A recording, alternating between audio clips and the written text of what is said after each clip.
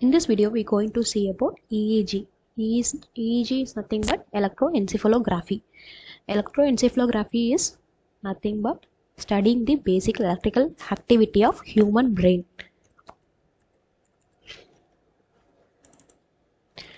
So, the instrument which is used for measuring this electrical activity in the human brain with the help of nerve cells, neurons, that is known as neurons. Nerve cells is known as neurons, is known as electroencephalograph, and the recording activity of the brain is called electroencephalogram.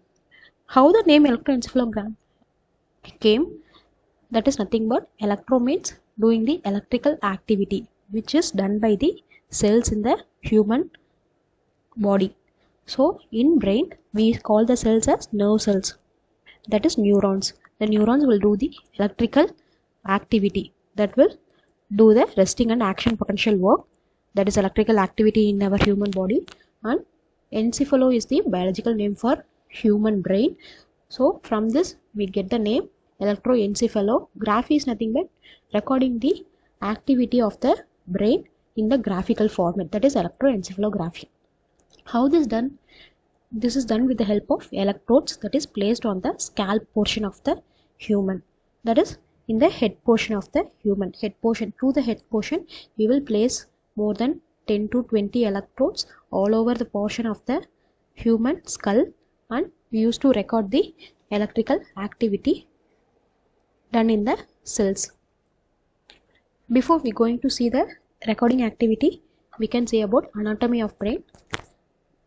The basic anatomy of brain is having the brain. Our brain is responsible for all our emotions and work done by our human body, and which is responsible for all our actions done by us. From where we are doing this, from where we are getting the signal and command through the brain, from the brain. So in the parts of the brain we can see about basic parts and its work. First we can start from motor sensory nerves. Motor sensory organ is a motor sensory part is nothing but having the motor sensory cells which will make the brain to work actively. That is the work of the motor sensory part. And next to the pharyngeal lobe, which is in the back portion of the back portion of the brain part. So these are the back portion of the brain part. First one, pharyngeal lobe, which is responsible for our basic movement activities. Next, occipital lobe, which is responsible for our eye vision, eyesight. Next, temporal lobe, which is responsible for our talking. We are communicating with others. Next, cerebellum, which will coordinate the movement activity. Next, we are going to do this. We going to move from one place to another, move anything, do movement work in portion of the work. Next, brainstem is responsible for basic body activities. Next, in center portion of the brain we have hippocampus. Hippocampus is for memory. In our brain, memory portion of our brain is hippocampus and entorhinal cortex. Next, hypothalamus. Hypothalamus is responsible for all over the memory portion of our body. Next, in the front portion of the brain we are having anterior cingulate, which is for motivation of doing any work, planning accordingly. Next, we have frontal part of the body, frontal lobe, that is for planning any actions that we are going to do. Next in the front part we have dorsolateral prefrontal, that is for doing a executive and logical thinking, executing the logical thinking work. Next, the olfactory bulb is for doing the basic running activities in our brain. Next, lateral orbifrontal lobe is responsible for our emotional and social response, that we are responding to the action in the situation. See, this is the basic anatomy, and we are going to see functional areas of brain. These are the areas which will do these functions. Medulla oblongata will do the control of breathing, human heart rate and kidney function. Medulla oblongata da நம்ம breathing control பண்றதுக்கு heart rate kidney function control பண்றதுக்கு use ஆகுது. Pons என்ன interconnecting portion of a brain. Interconnecting portion of a பிரெயினில் pons இருக்குது. So it is responsible for facial expression of our human. Next cerebellum. It is responsible to maintain the stability. நம்மளால் ஸ்ட்ரைட்டாக உட்கார முடியுது, நிற்க முடியுது. So all the stability activities is done by our cerebellum portion of the brain. Next, thalamus. Thalamus is responsible for auditory and visual function. நம்ம கண்ணால் பார்க்குறதோ காதால் கேட்க முடியாத சென்ஸ் ஆர்கன்ஸ் எல்லாமே it is controlled by thalamus. Hypothalamus, it is for next emotional activities, that we are hungry for eating, thirsty for drinking, and sleepy for sleeping, and doing emotional behavior to respond to the situation. எல்லாமே hypothalamus தான் control பண்ணுது. Next RAS, reticular activation system, is for keeping a person alert. Next, basic ganglia is for having connection of motor neurons. எல்லா ஆக்டிவிட்டியூஸும் organise பண்ணி நம்மளை வந்து டக்குன்னு அடுத்த வேலை செய்ய வைக்கிறதுக்கு பேசிக் கேங்லியா ஹெல்ப் பண்ணுது. Next cerebral cortex. செரிப்ரல் கார்டெக்ஸில் தான் நியூரான்ஸை ப்ரொடியூஸ் பண்ணுற ஏரியா மாதிரி. It will having more than 9 to 12 billion neurons in our human brain. So these are the basic functions areas of our brain. Next, in the cortex portion of the brain, we are having parental lobe, occipital lobe, temporal lobe, and frontal lobe. These lobes are responsible for one activities in our human body. Into that, frontal lobe is responsible for intelligence of the person. Frontal lobe தான் ஒருத்தரோட இன்டெலிஜென்ஸை calculate பண்ண use ஆகுது. Next parental lobe is for afferent and efferent nerves.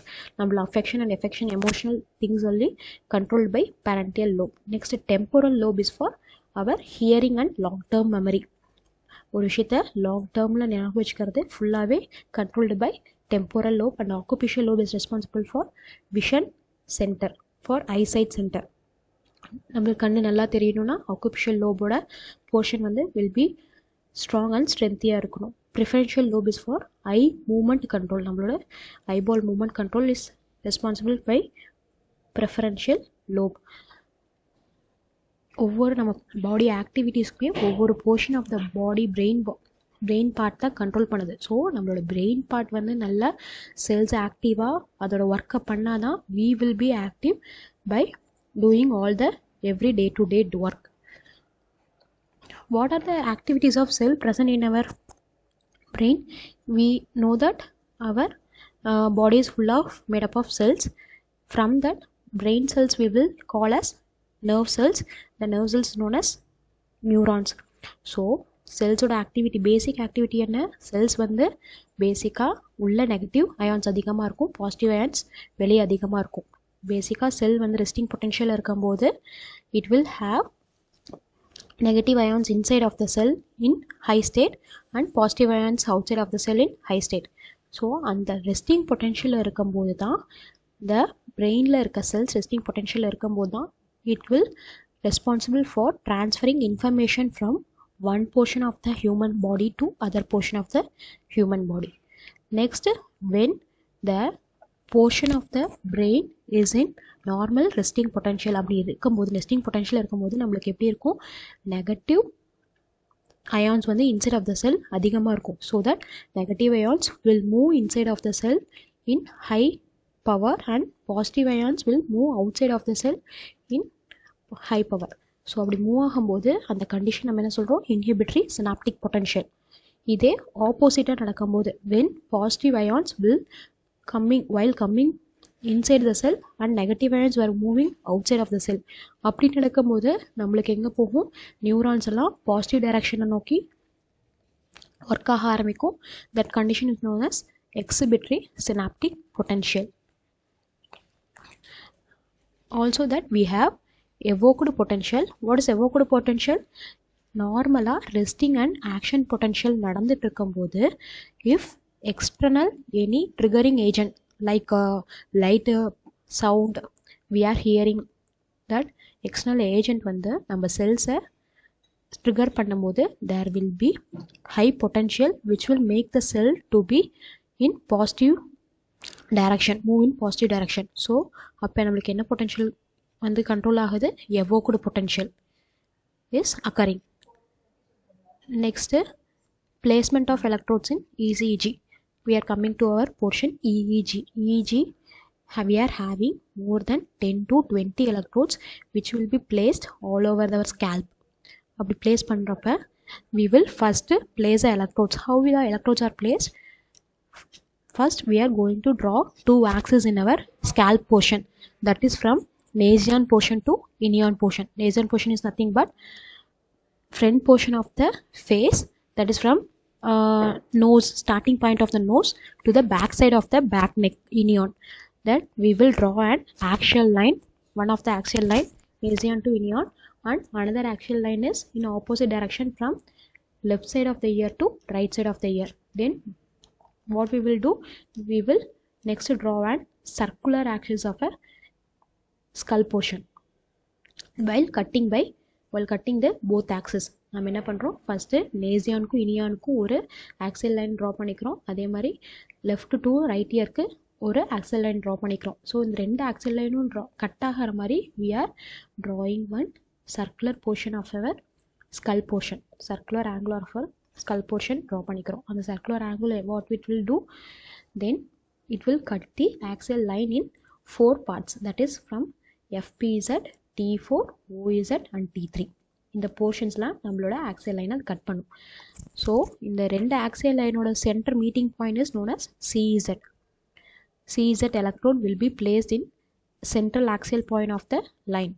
Then FPZ is the upper circular point cutting axis and OZ is the lower axial point cutting axis. T3, T4 அதே மாதிரி தான் இந்த A1 to A2 left ear to right ear கிட்ட நம்ம ஆக்சிஸை cut பண்ணுற circular portion T3 and T4 we will place CZ electrode. Then next to that we will place FPZ electrode and OZ electrode. Next to that we will place T3 and T4 electrode. After that we will make a semicircular portion from FPZ to OZ in left side. We can see that FPZ, T3 and OZ. We can, from this 3 points we will place electrodes in between them in percentage distance of side gaps.